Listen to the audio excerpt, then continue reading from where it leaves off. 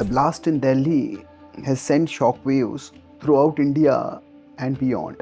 How do we make sense of such an atrocity? The Bhagavad Gita teaches that the cause for every event can be seen at three levels: the human, the natural, and the divine. These correspond to the three components of reality: Jiva, the living being; Jagat, the material world; and Jagdish, the Supreme Lord. When we reduce causality to just one factor, our understanding becomes fragmented, sometimes even distorted. Let's consider each of these causes one by one. The human cause. The Gita chapter 16 describes people with demoniac natures, those who delight in destruction, 16.9, who scheme devilishly to cause suffering, 16.14, who consider such successful scheming as trophies to their smarts, 16.15. Such people must be restrained resolutely and even ruthlessly. Gentleness or forgiveness in the face of wickedness is foolishness that only feeds and furthers that wickedness. As Draupadi told Yudhishthir during their conversation at Dvaitavan in the Mahabharata, the vicious equate kindness with powerlessness and become more vicious. At the same time, the Gita 18.43 also honors protectors, those who preserve order and safety. They must be trusted, empowered, and held accountable. The fact that a nationwide conspiracy where multiple attacks were planned was thwarted deserves deep appreciation. The Bhagavad Gita 3.20 teaches that each of us must play our role in maintaining the world's order, what the Gita calls Loka Sangraha. For citizens, this means being aware and alert, ready to report responsibly whenever something seems amiss. The natural cause. The Gita puts specific incidents of distress in a broader perspective when it, 8.15, calls this world Dukkhalayam Ashashvatam, a place of distress and impermanence.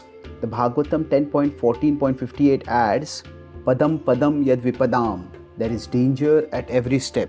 These truths are never meant to make us fatalistic. They are meant to make us realistic.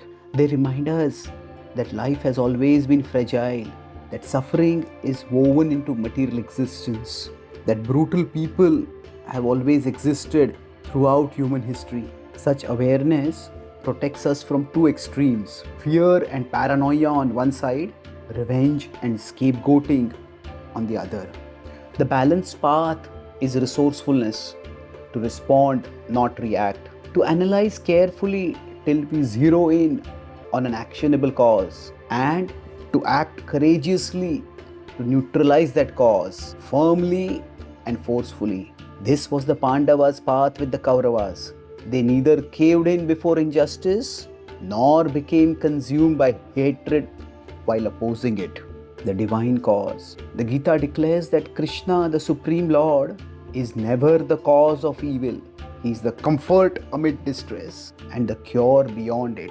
Evil arises not from God, but from the illusions that dominate when people turn away from Him, and sometimes even justify that turning away by imagining a sectarian God who hates those whom they themselves hate.